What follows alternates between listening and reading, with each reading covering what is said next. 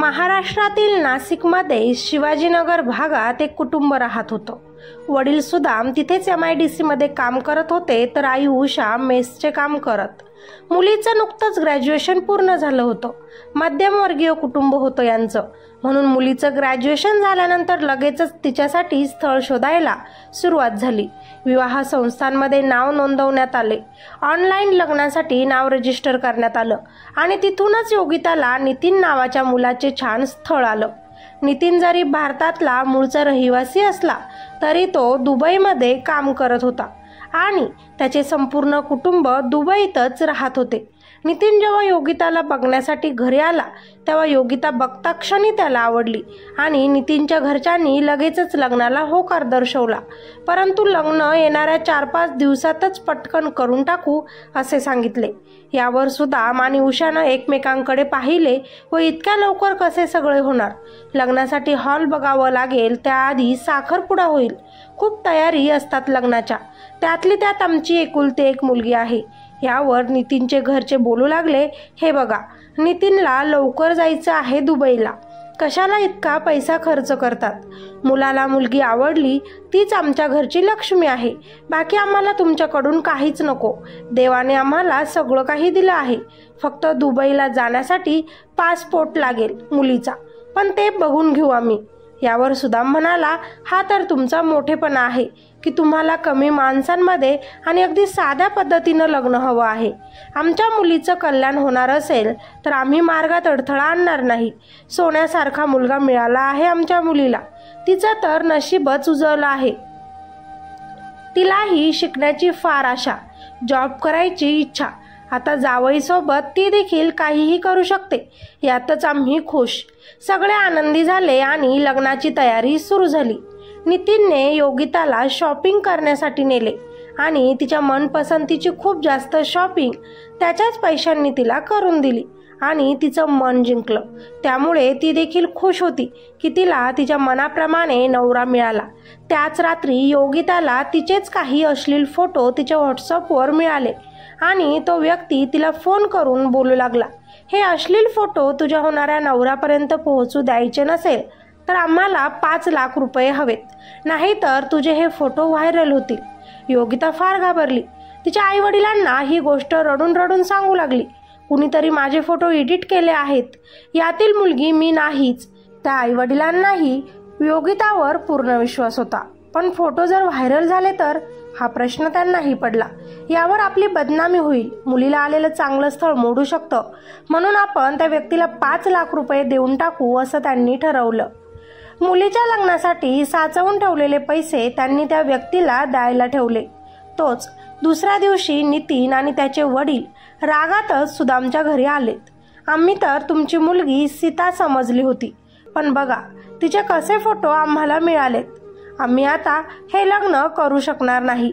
यावर सुदाम नितीनला म्हणाला, ही माझी मुलगी नाही हो, आमच्यावर विश्वास ठेवा। नितीननं योगिताकडे बघितलं आणि म्हणाला, ठीक आहे, तसंही आम्ही इथून दूर निघून जाणार आहोत 2-3 दिवसांनी, मला नाही वाटत की ही मुलगी योगिता आहे।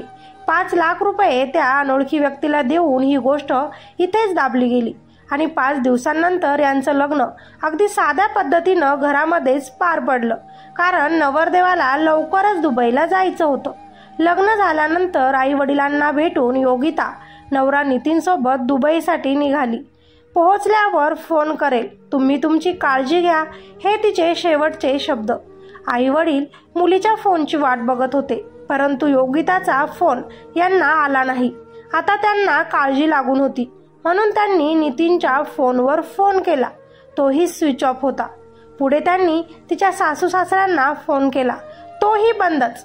या 4-5 दिवसांच्या गडबडीत ते हे देखील विसरले की आपली मुलगी ज्यांच्या घरी आपण देत आहोत ते नक्की राहायला कुठे आहेत, त्यांचं घर कुठे आहे। जरी दुबईला राहत असले तरी इकडे त्यांचं काहीतरी असेल की, त्याच्या आधारावर हे आई वडील आपल्या मुलीपर्यंत पोहोचू शकले असते, परंतु असं काहीच नव्हतं। आठवडा झाला, फोन आला नाही. या काळजीत त्या आईवडिलांनी शिवाजीनगर नाशिक पोलीस स्टेशन गाठलं आणि आमच्या मुलीचं लग्न होऊन 8 दिवस झाले, परंतु अजूनही तिचा आमच्यासोबत कॉन्टॅक्ट झाला नाही की तिच्या सासरचाही कुणाचाच फोन लागला नाही. यावर पोलिसांनी नवऱ्या मुलाचा व त्याच्या परिवाराचा फोटो मागितला आणि सुदामने घाईघाईतच आपल्या मोबाईलमध्ये नितीन व त्याच्या आईवडिलांचा फोटो दाखवला. यावर पोलीस एकमेकांकडे बघत म्हणाले, मुलाला दुबईला जायला उशीर होत होता, मुलीचं फक्त पासपोर्ट पाहिजे होतं. तुमची मुलगी हीच त्यांच्या घरची लक्ष्मी आहे, हेच बोललं का हे कुटुंब तुमच्यासोबत? यावर सुदाम घाबरला आणि म्हणाला, हो. तेव्हाच पोलिसांनी सांगितलं, नितीन नावाचा जो मुलगा तुमच्या घरी आला त्याचं खरं नाव गणेश साळुंके आहे आणि त्याच्यासोबत त्याचे आई वडील नसून या कामात साथ देणारे साथीदार आहेत. तुमच्या मुलीप्रमाणे 3 ते 4 केस आतापर्यंत आमच्याकडे नाशिकमधूनच अशाच आल्या आणि आम्ही त्याच गुन्हेगाराचा तपास सध्या घेत आहोत. आता मात्र सुदाम आणि उषा घाबरले आणि पोलिसांना म्हणू लागले की आमच्या मुलीला वाचवा साहेब, आम्ही खूप मोठी चुकी केली की त्या माणसावर विश्वास ठेवला. त्यांनी आमच्या मुलीची इज्जत वाचवली, तिचे अश्लील फोटो बघून देखील तिच्यासोबत लग्न केलं, म्हणून आम्हाला त्याच्यावर संशयच आला नाही. एखादा देव माणसाप्रमाणे तो व्यक्ती तेव्हा धावून आला, म्हणून कसलाही विचार न करता आम्ही आमच्या मुलीचा हात त्याच्या हातात दिला, पण त्यानेच घात केला. या फोटो मागे देखील त्यांचाच हात होता. पैसे व मुलगीही घेऊन ते फरार आहेत. बऱ्याच शोधाशोधीनंतर इगतपुरीमध्ये पोलिसांना मॅट्रिमोनी साईटवरूनच गणेशचा तपास लागला. त्याची वेगळ्या वेगळ्या नावांनी फेक आयडी समोर आली, ज्या तो लग्नासाठी वेगवेगळ्या नावांनी मॅट्रिमोनी साईटवर अपलोड करत असे. आता पोलीस गणेश ज्या ठिकाणी मुलीला फसवत होता, लग्नासाठी तयार करत होता, त्याच ठिकाणी जाऊन पोहोचले. जे योगितासोबत घडलं होतं तेच सगळं त्या नवीन मुलीसोबत तिथे घडत होतं. गणेश, त्याचे नकली आई वडील व त्याची प्रियसी जी त्याची या कामात बहीण म्हणून मदत करत होती, ते सगळेच आता पोलिसांच्या ताब्यात आहेत. पैशांची कमतरता होती म्हणून यांनी सगळ्यांनी हा मोठा प्लॅन बनवला, ज्यात मध्यमवर्गीय कुटुंब, परंतु मुलगी सुंदर असेल आणि ग्रॅज्युएट असेल. लग्न केल्यानंतर त्या मुलीसोबत एक रात्र घालून गणेश त्या मुलीला दुबईला पाठवून देत आणि त्या कामाचे त्याला लाखोने पैसे मिळत. गणेश फक्त मुली आणि त्यांचे परिवार सिलेक्ट करत, बाकी दुबईवरून कोणती मुलगी त्यांना पाहिजे हे गणेशला समजल्यानंतर तो पुढच्या तयारीला लागत आणि त्या मुलीला लग्नासाठी मागणी घालत, तिला फसवून तिच्यासोबत लग्न करून घेऊन तिच्यासोबत शारीरिक संबंध बनवत आणि तिला दुसऱ्याच दिवशी गोडगोड बोलून दुबईला पाठवून देत.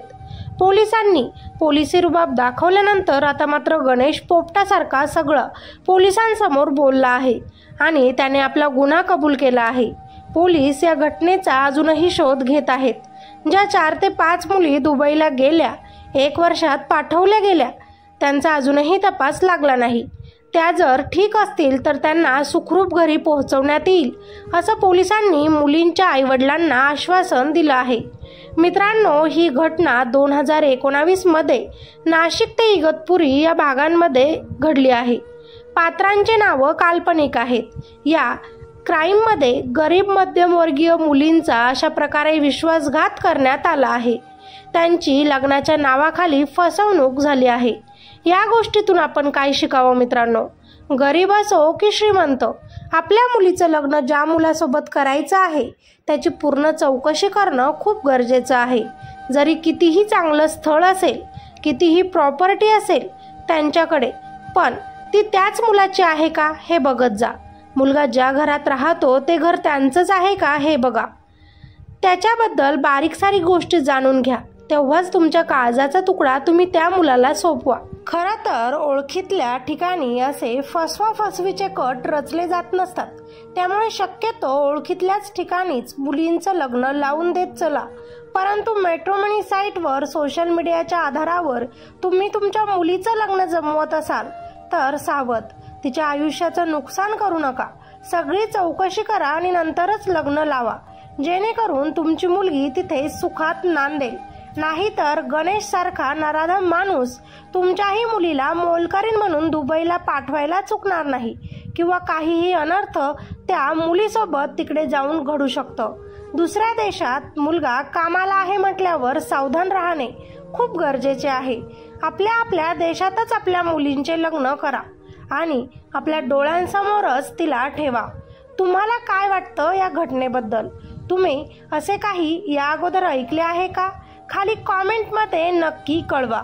व्हिडिओला लाईक करायला अजिबात विसरू नका आणि चॅनलवर नवीन असाल तर आपल्या ह्या चॅनलला सबस्क्राईब करायचं देखील अजिबात विसरू नका, जेणेकरून आपण जेव्हा नवीन क्राईम स्टोरी अपलोड करू सगळ्यात अगोदर नोटिफिकेशन तुम्हाला मिळेल. धन्यवाद.